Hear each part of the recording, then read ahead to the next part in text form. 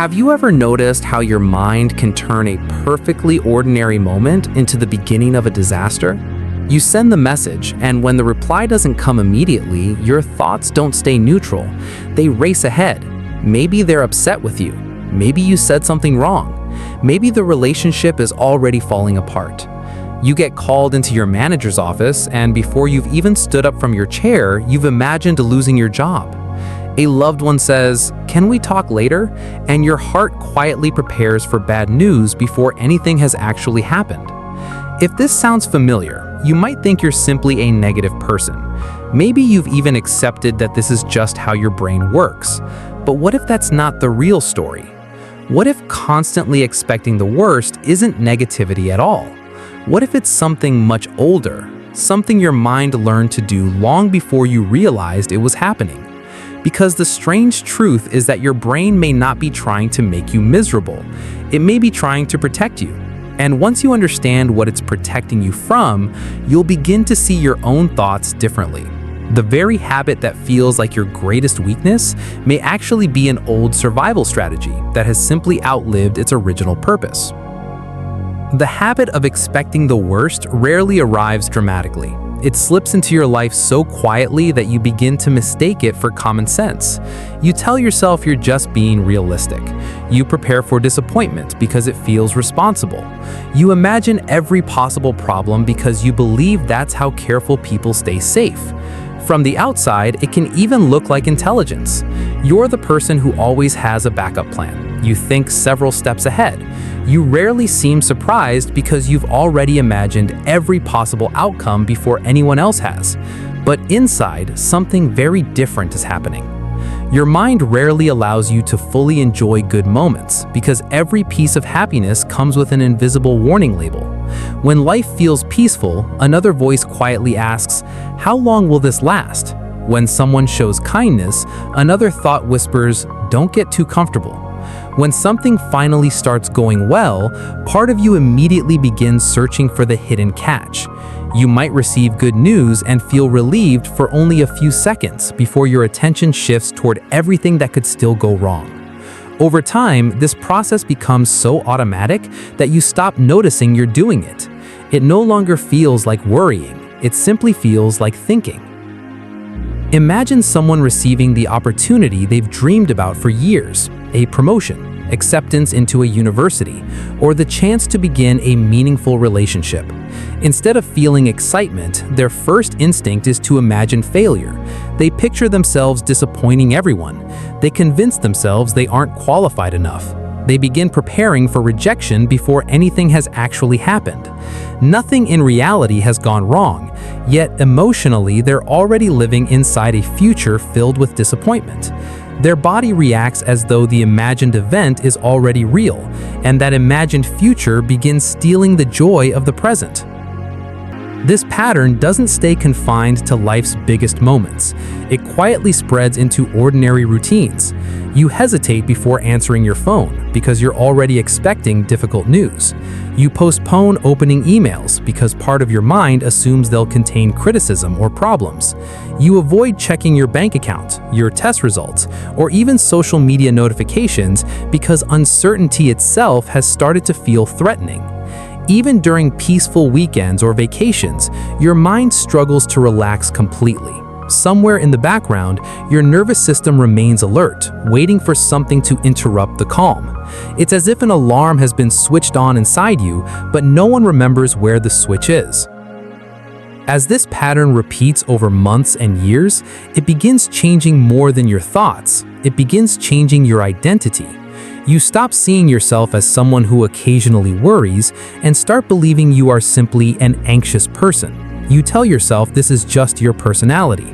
You assume other people are naturally calmer, stronger, or emotionally healthier than you. Once that belief takes root, you stop questioning the pattern altogether. Instead of asking why your brain behaves this way, you organize your entire life around avoiding uncertainty. You rehearse conversations before they happen, double-check every decision, avoid getting your hopes up, and convince yourself that expecting disappointment is the safest way to live. The irony is that the harder you work to protect yourself from emotional pain, the less emotional freedom you experience. Life slowly becomes less about living and more about preparing. Instead of being present, you're constantly rehearsing futures that may never arrive. Instead of experiencing today's reality, you're emotionally reacting to tomorrow's imagined disasters. And yet, despite all that preparation, the anxiety never truly disappears. It simply asks for another prediction, another backup plan, another reason to stay alert. The question then isn't why your brain notices danger. Every human brain is designed to detect potential threats. That's part of how we've survived as a species.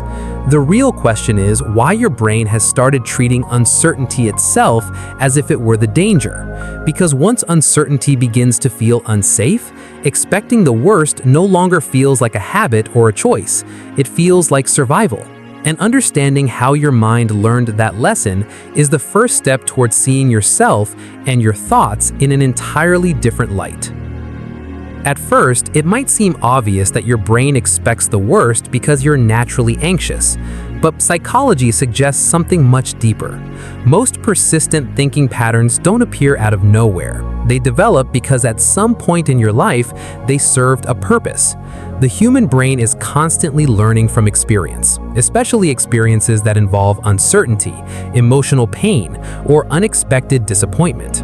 It doesn't simply remember events, it remembers what those events taught you about the world. If uncertainty repeatedly led to hurt, embarrassment, criticism, or rejection, your brain quietly began connecting uncertainty with danger. It learned that expecting the worst might reduce the shock if something bad actually happened. This is one of the brain's most remarkable abilities, but it can also become one of its greatest traps. Rather than asking what is most likely to happen, the brain often asks a different question. What should I prepare for so I don't get hurt again? Those are not the same question. One searches for reality, the other searches for protection. Over time, protection begins to feel more important than accuracy. That's why your thoughts can become increasingly negative even when your life becomes more stable. Your mind isn't measuring the present moment, it's reacting to emotional lessons it learned years ago. Imagine carrying an umbrella every single day because you once got caught in a terrible storm.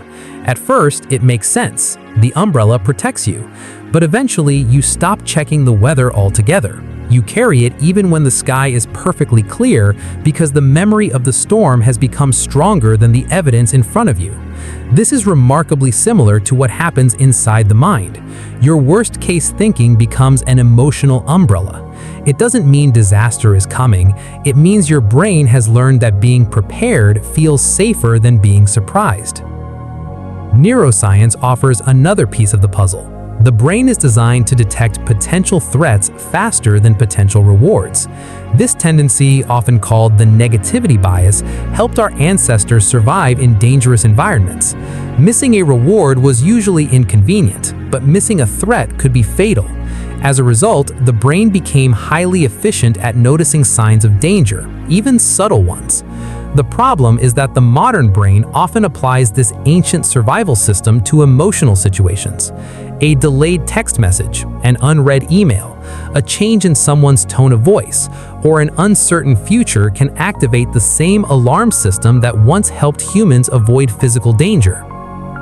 This is why your body often reacts before your logical mind has a chance to catch up. Your heart beats a little faster. Your muscles become tense. Your attention narrows. Suddenly, your mind starts collecting evidence that supports the feeling of danger. Psychologists call this confirmation bias. Once the brain believes something might be wrong, it naturally begins searching for information that confirms that belief, while quietly ignoring information that doesn't. A friend who hasn't replied yet becomes proof they're upset with you. A small mistake at work becomes evidence that you're failing. A single awkward moment in a conversation becomes proof that people don't like you. The brain isn't lying on purpose. It's simply trying to build a story that matches the emotional signal it has already received. Another useful way to understand this process is to imagine your brain as an old weather forecaster. For years, it has predicted storms because storms once mattered for survival. Sometimes those predictions will still be useful, but many of them are based on yesterday's climate rather than today's sky. You don't need to silence the forecaster or argue with it. You simply need to look out the window before believing every forecast. Over time, your brain begins learning that not every cloud becomes a storm, and not every uncertain moment becomes a disaster. Perhaps the most important thing to remember is that expecting the worst was never evidence that you were weak or broken. It was evidence that your mind cared deeply about protecting you. The strategy simply became too broad. It started protecting you from possibilities instead of actual dangers. And while that may have helped you survive certain moments in your past, it can quietly prevent you from fully experiencing your present. Real freedom doesn't come from guaranteeing that nothing bad will ever happen. No one has that kind of certainty. Real freedom comes from knowing that even if life becomes uncertain,